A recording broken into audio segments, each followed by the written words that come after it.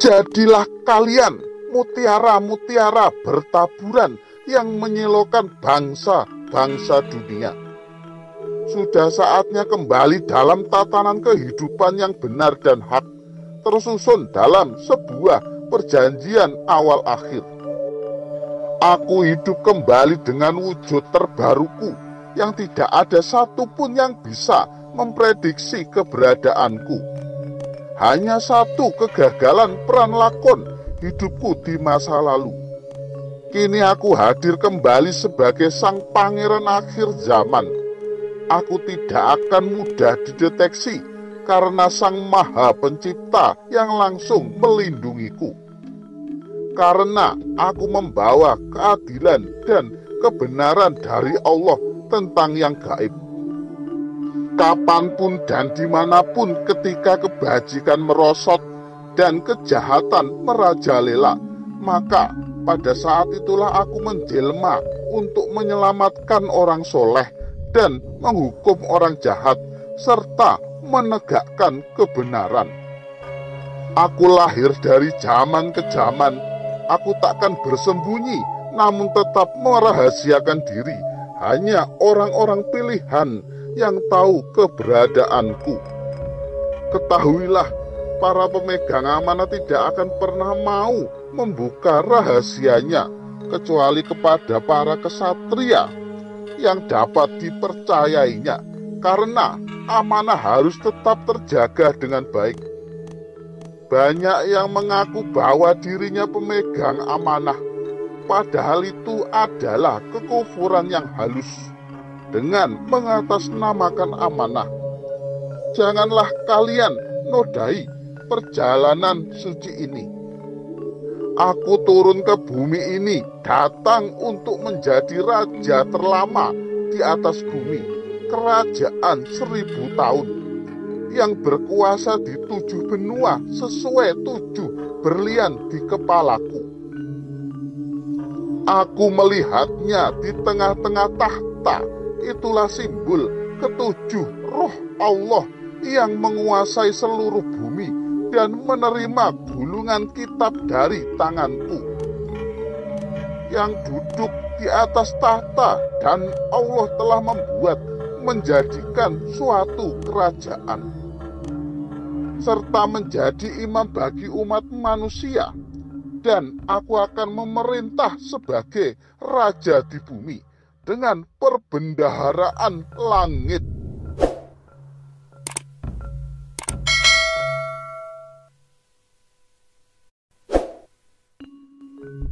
Terlepas dari kepentingan diri, galilah makna serta contohlah para leluhur yang telah menorehkan sejarah dengan lelaku yang jujur dan budi yang luhur. Sesungguhnya orang yang menang dalam hidupnya ini adalah orang yang sudah bisa menaklukkan dirinya sendiri. Mesti paham dan memahami dulu apa itu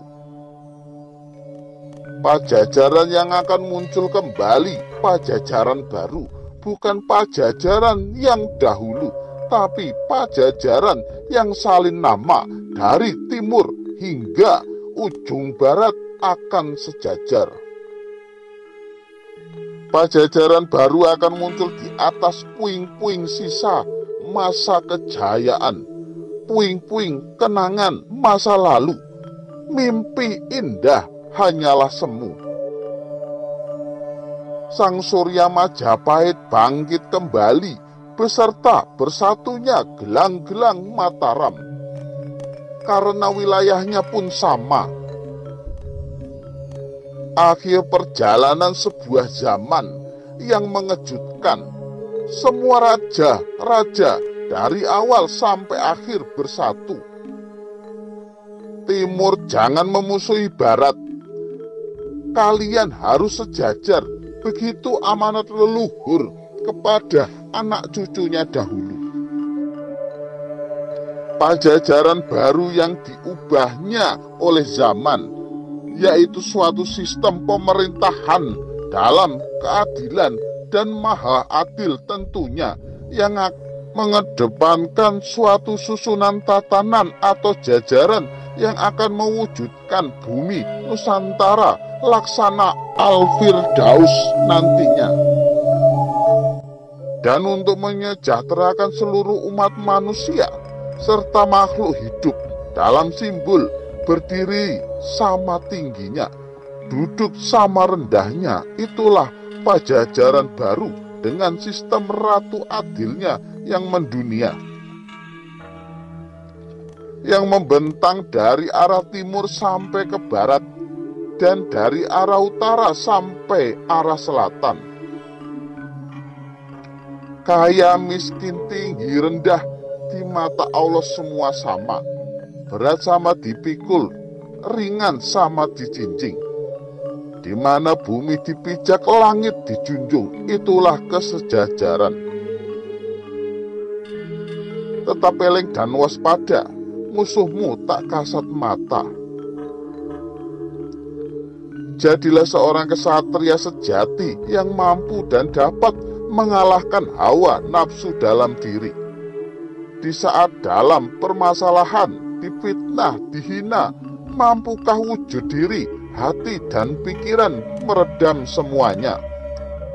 Jika mampu, dialah kesatria sejati. Bersihkan diri, hati, dan pikiran agar terbuka terang benderang. Siapapun yang memusuhi dan menjerumuskanmu ke dalam neraka, maka dia akan celaka di akhir perbuatan. Dalam memikul tugas suci perjalanan konsep tatanan leluhur, kejenuhan terkadang tiada hentikan datang. Di saat remang matahari pun menghilang, nampak rona bertebaran, memamerkan kesombongan, seolah hanya dia yang memiliki indahnya malam. Kenapa malam pun ada, akankah malam tiada, hingga kejenuhan tak kunjung datang?